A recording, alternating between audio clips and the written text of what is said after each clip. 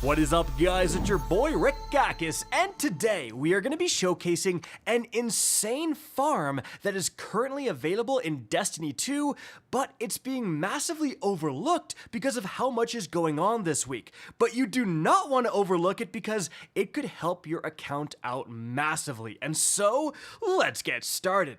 Now, the farm in question is actually going to be Grandmaster Nightfall Farming. Now, you might be saying, listen, Rick, khakis, is it?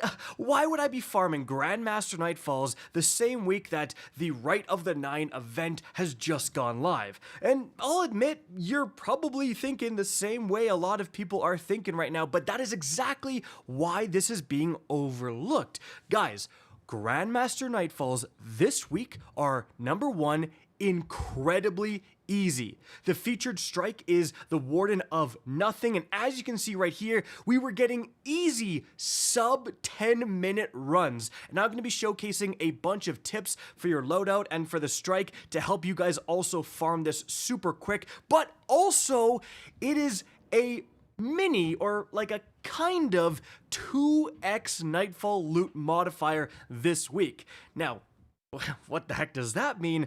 Well, as you can see right here, upon every completion, if you get platinum, you get 2 Adept Nightfall weapons. Previously, this would only ever happen if it was 2x Nightfall loot.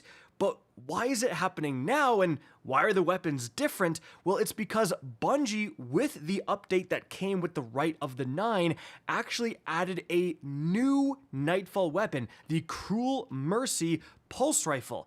But instead of having its own special week where only it is dropping, they're actually just adding it as an additional drop when you would normally get another Nightfall weapon. So again, what that means is that on a platinum completion, you get 2 Adept Nightfall weapons. And the other one is the darn Lotus Eater, one of the best weapons in the entire game right now, the first and only Void Rocket Assisted Frame sidearm. It can get destabilizing rounds. This thing slaps. So you're getting an actual god tier Nightfall weapon, and then on top of that, you're getting another brand new Adept Nightfall weapon.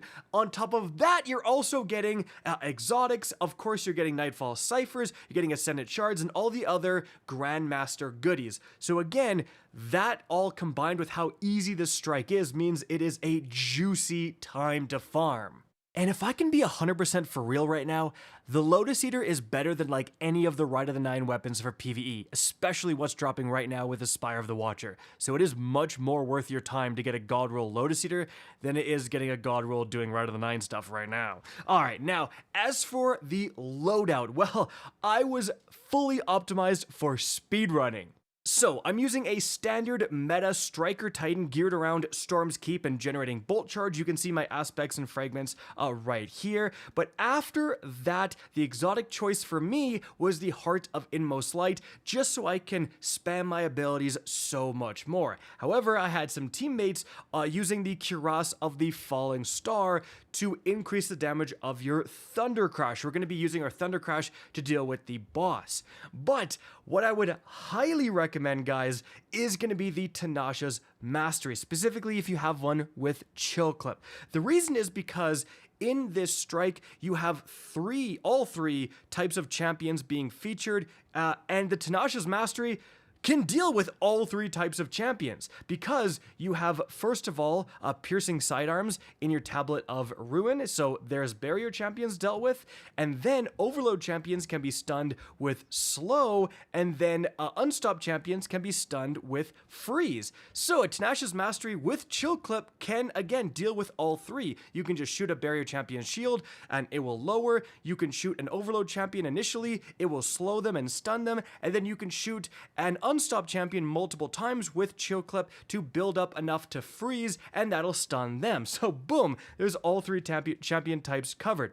Now, then I'm using a Le Monarch just because the poison effect is super good with building up Bolt Charge quickly, and then I've actually just got the Slammer Sword, specifically because it has Eager Edge. That's right, we are going to be using Eager Edge to propel us through the map and get these matches done extremely fast, but if you do have one with Cold steel. Again, that's going to help deal with those champion types. But really, any Eager Edge sword will do here, guys.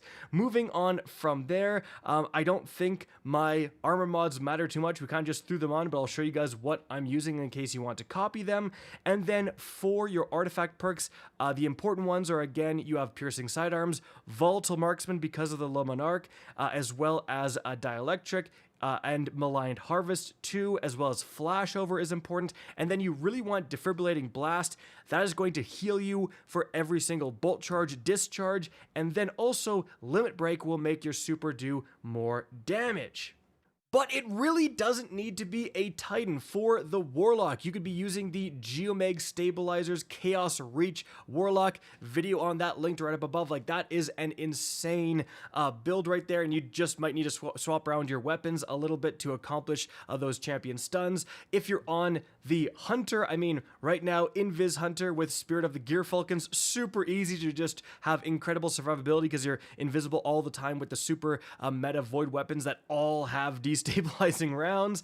And then, guys, also, if you don't want that, the Gifted Conviction Hunter combined with Ascension is super good too, just going invisible all the time. Like, your choice in terms of your class and your base build is really up to you. It's just throw on the Tenacious Mastery to stun all the types of champions, and you're pretty much good, guys. Now, as for the strike itself, if you want to be speedrunning the crap out of it, first of all, when you get to this open area, you can actually jump on the wires to the left and skip all the adds to the right. Just make sure to deal with that one overload champion.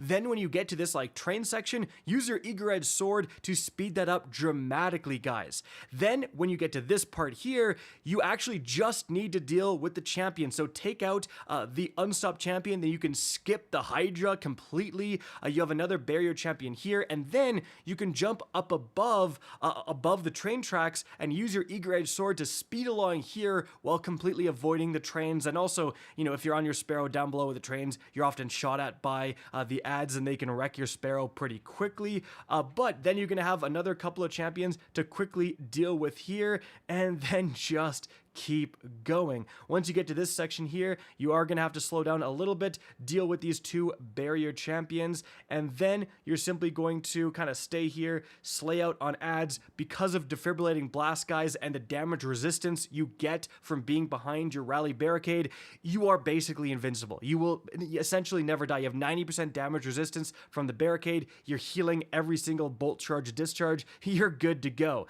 The add is going to spawn, and, you know, a couple of Thunder Crashes, he's done for. After that, guys, you're moving up here. Again, you are kind of just picking on these unstopped champions, and then you can really skip the rest.